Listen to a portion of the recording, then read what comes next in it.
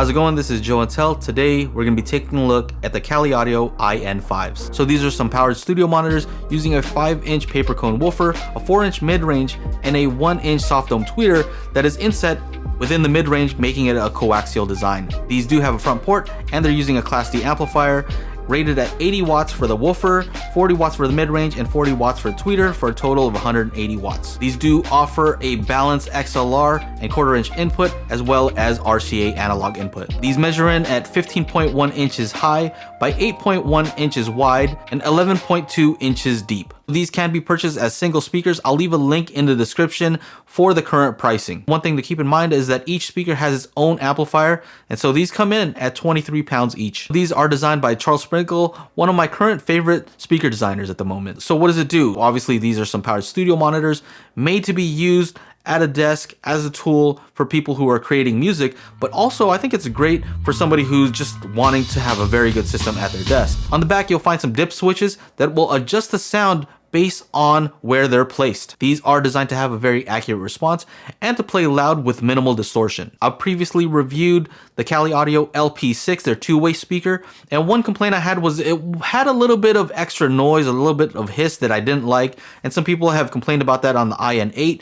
And on these, I'm happy to say that they claim that it's 12 decibels lower as far as the noise floor, and that's something that I did notice that it is quieter. So who is this for? This is for you if you're a music producer, sound engineer, musician who wants to just check to see what your recording sounds like. It's a professional tool. But it's also for you if you just enjoy listening to music. If you're into hi-fi and you just want a very accurate sound, then I think you'll like these. If you want to use them at your computer, as your computer speakers, I think they're excellent for that.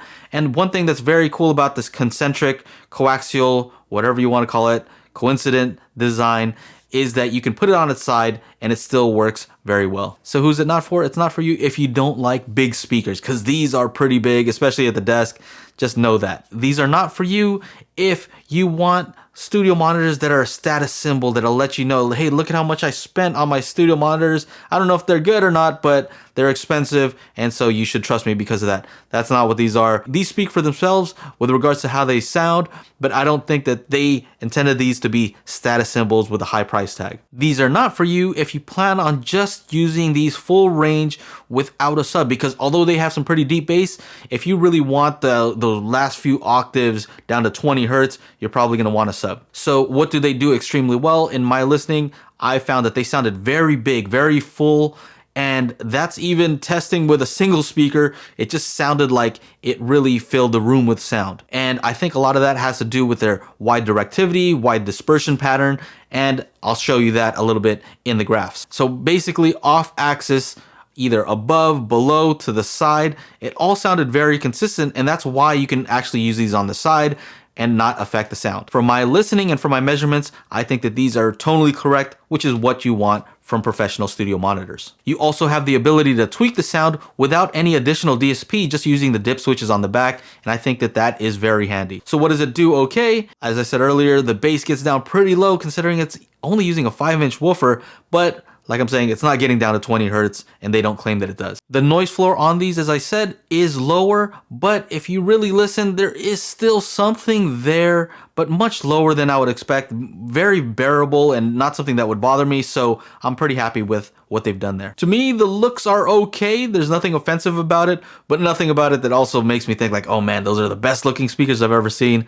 I don't think that that's what they were made for. As I'll show you in the graphs, the frequency response is pretty flat, but I've seen flatter response in other speakers. What are some downsides? I would say that these are more affordable, and meaning that they had to compromise somewhere, and where they did compromise was on the materials. Unlike some more expensive speakers, the cabinet is not made out of aluminum or anything like that. It's wood and plastic on the front. I'm nitpicking, but maybe they could use some kind of unique look. I can usually tell when I see a Kali Audio product because I see the smiley face port in the front, but other than that, maybe they can look to something else like some of the other manufacturers where you can immediately see it and say, okay, that's a Kali Audio product. I did see a notch in the high frequencies, and I think that's because the tweeter is recessed within the mid-range voice coil, and I think that that coil itself is actually causing some issues. What you end up seeing is a 13 kilohertz dip, which might be correctable with DSP. What are some alternatives? Of course, there are a ton of powered bookshelf speakers out there,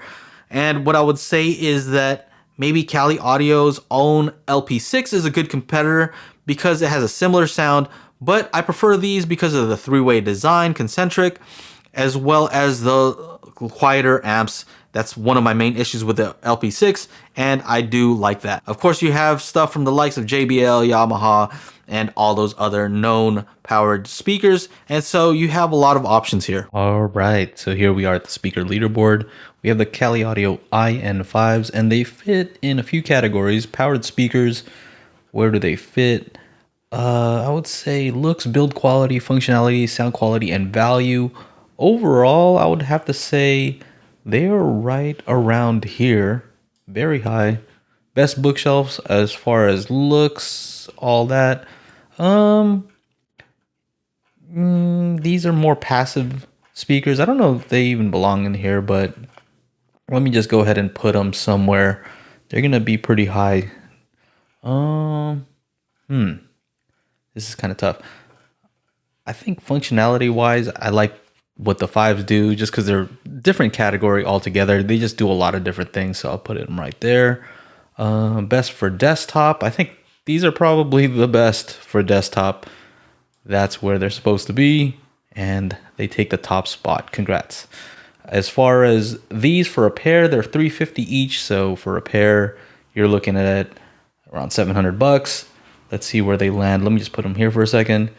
$700. I think these are a very good value, actually. I might have to say somewhere around here as well. Now, to be fair, these IN-5s are more accurate than the Klipsch 5s.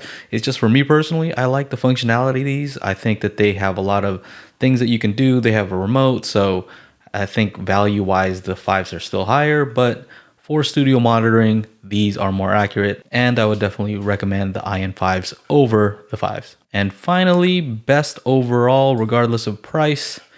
Let's scroll to the top here. I would have to put these best overall sound quality. Ooh, that's tough. Maybe right here under the ARB51s. These are $2,000. I think that's about right there. The R200s have a little bit of a different sound, but they don't have the advantage of using DSP to really flatten them out. So that's the only reason why they might lose out. So there you have it. So if you're into some of the technical aspects, let's take a look at some of the measurements here in REW of these speakers. All right, so here we are in REW. This is the frequency response of these speakers in room. And as you can tell, this is kind of what you want. You know, slightly downward sloping.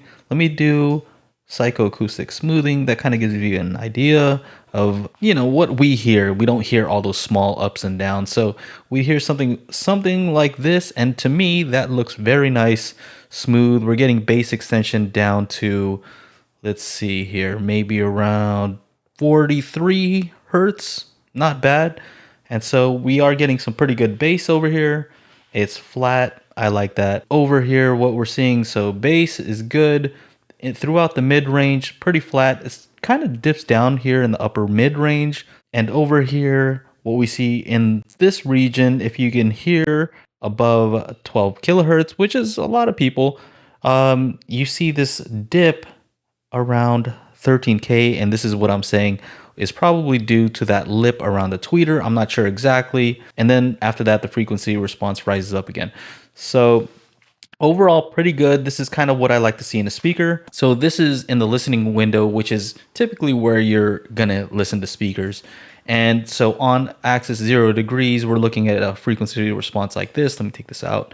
And then this is off axis 22 degrees, 45 degrees, 90 degrees.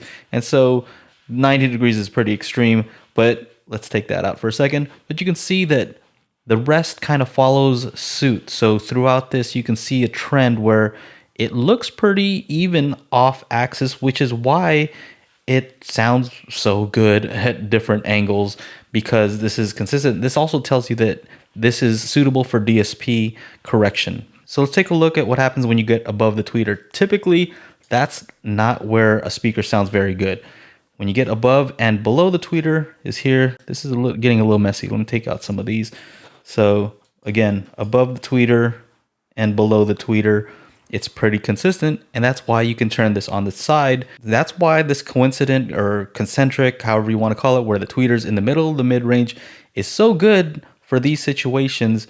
And another reason why you can put these on the side, because the good off-axis response, vertical, horizontal, everywhere. If you're interested, this is the tweeter, the mid-range, the woofer, and the port. Scroll up a little bit so you can see where they're all kind of crossed over. Then if you want to know what those dip switches do, here's the original, position 2, position 3, 4, 5, 6, 7, 8. This is a low frequency +2, low frequency -2, high frequency +2, high frequency -2. So you can see it hinges right here around 1 kilohertz. If you're interested in purchasing these speakers, I'll link to them down below. After using these for a few weeks here at my desk, I can say that I can easily recommend these. I like concentric three-way designs, and these sound excellent, and they do what they're supposed to do. And so I think it's a very good purchase. I can easily recommend them. Anyway, that's it. If you like the video, make sure to like, subscribe, ring the bell to be notified when I upload new videos. Anyway, that's it. Take care. Bye-bye.